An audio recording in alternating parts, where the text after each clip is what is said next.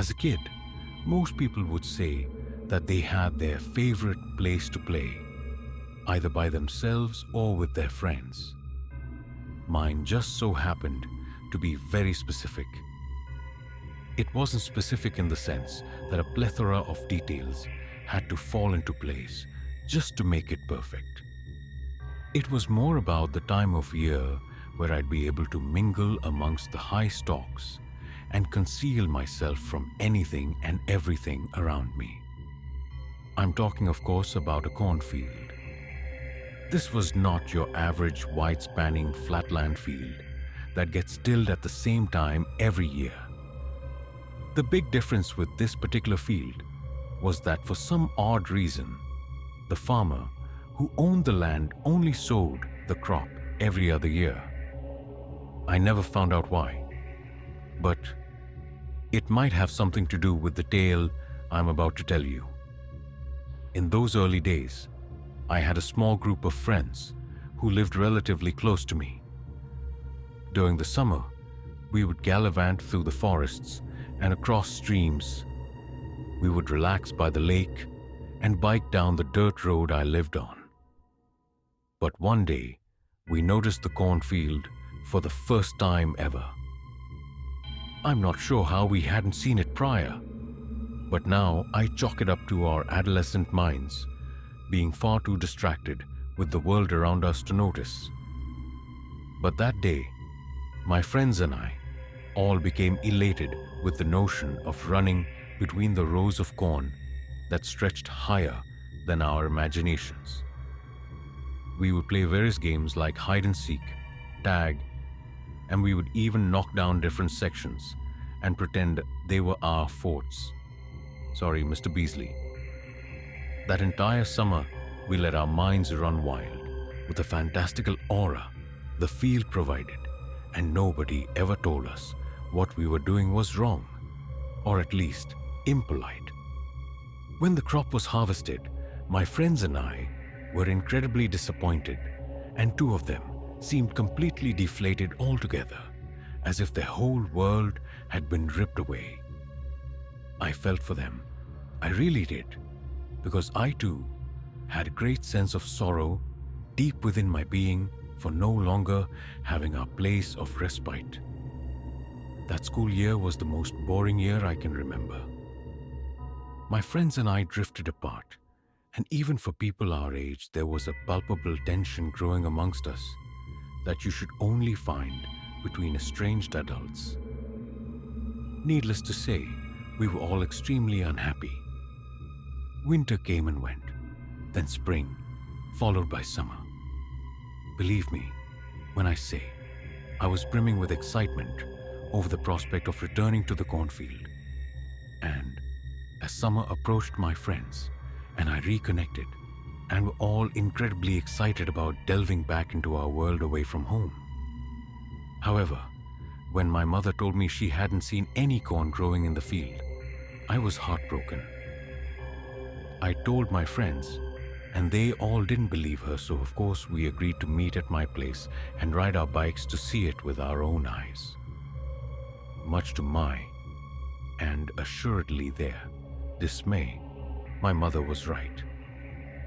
There wasn't any corn in the field this year. It was nothing but dirt with small vegetation sprouting from it. Once more, we were devastated, and some of us began to wonder if we would ever be able to play in the corn ever again. Another boring year flew by, and as reality set in further, I started to lose interest in the cornfield.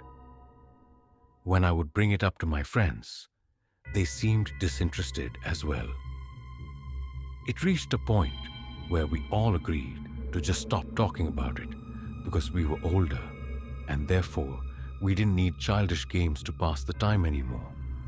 As summer came and the first fields near me started showing signs of growth, I decided I would bike down alone and check out the corn just to satisfy my wandering mind. Upon coming around the row of trees that normally obscured the field, I saw it in all its green glory. The field had returned, or rather, Mr. Beasley had planted it once again, My heart pounded with joy and excitement. I thought about my friends and if I should tell them about it. But something had a hold on my mind. It was like an exceedingly demanding force beckoned for my presence deep in the stalks. I found myself leaving my bike on the side of the road in favor of entering the field alone without a single rhyme or reason. It was the middle of the day, and the sun was high in the sky, covering every far-reaching corner of the field with its nurturing light. But when you're in the corn, you can't see one row from the next, and sometimes the corn plays tricks on you. I thought that's what happened to me when I started seeing hints of movement rippling between the individual stalks. At first, it seemed like my own eyes were betraying me because the moment I turned my head to focus on the movement, it was gone. But then, I heard it again. There were hurried, scurrying noises weaving in and throughout the field around me like a host of rats searching for carrion. Obviously, as a kid, I was pretty scared. However, my friend Dorian suddenly emerged from out of nowhere and nearly made me piss myself. "Dorian, what are you doing out here?" I asked, quite perturbed and in the middle of trying to catch my breath. He smiled and flipped his curly brown hair. "The same thing you're doing out here," he said jovially. Immediately, I felt remorse. "I'm sorry I didn't call and invite you and the rest of the guys out here. I just wasn't sure if the field would be around this year, and I didn't want to get anybody's hopes up." "Who cares about them?" said Dorian unexpectedly. "We can have plenty of fun with just the two of us." Something about his eyes didn't sit well with me. They looked hungry, but being as young as I was, I couldn't come to rational conclusions. "Are you sure? Won't they be mad if they find out we played without them?" I asked quietly. His eyes widened and he reached out and grabbed my wrist. "You can invite them tomorrow. Right now, it's just me and you and I want to show you something." "Show me something?" I wondered aloud as he began pulling me through the corn. Dorian dragged me for a long time without saying another word. I kept asking him where he was taking me, but he wouldn't answer. He'd just smile, and it must have been wide because I could see his cheeks perk up every time he did. Eventually, we came to a small clearing where the corn had been matted down. Dorian smiled again and pointed to a strange object protruding from the center of the circle. As I approached it, I realized it was a bone, although I have a hard time remembering which type these days. At that moment, however, I knew it shouldn't be sticking out of the ground like it was. What's that?" I asked while inching my hand closer towards it. "Doesn't it look fantastic?" shouted Dorian in an inquisitive demeanor. "I put it there. Hopefully something incredible will happen." "You put it there? Where did you get it?" "I found it. Can you believe that?"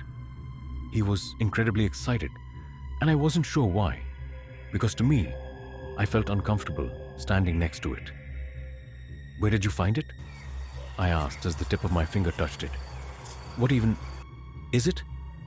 "It's a bone," he said as happy as could be. I reeled my hand back in disgust and fright. "A bone?" I shouted while trying not to freak out even more. "Yes, doesn't it look delicious?" asked Dorian with that same uneasy hunger set deep within his stone-gray eyes. "Delicious? Why are you being so weird, Dorian? What's gotten into you?" "Oh, never mind. I just thought you'd like to see it. I think it's neat." He reached down to grab the top of the bone before twisting it around. "I think I'm going to go home," I said, scared out of my mind. "Okay, hey, let's get everyone else out here tomorrow. But we should come at night.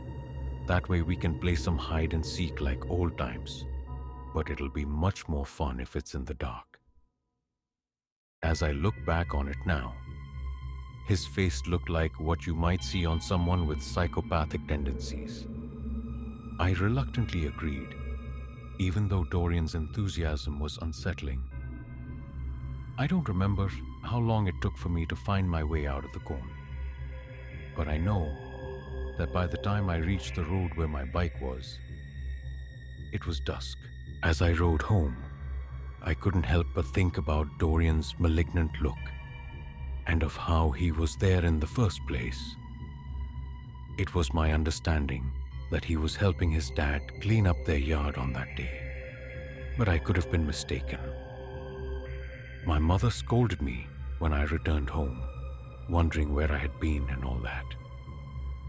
I told her about Dorian and the cornfield, and she gave me that typical motherly warning of, "You better be careful and mind that you don't get into trouble.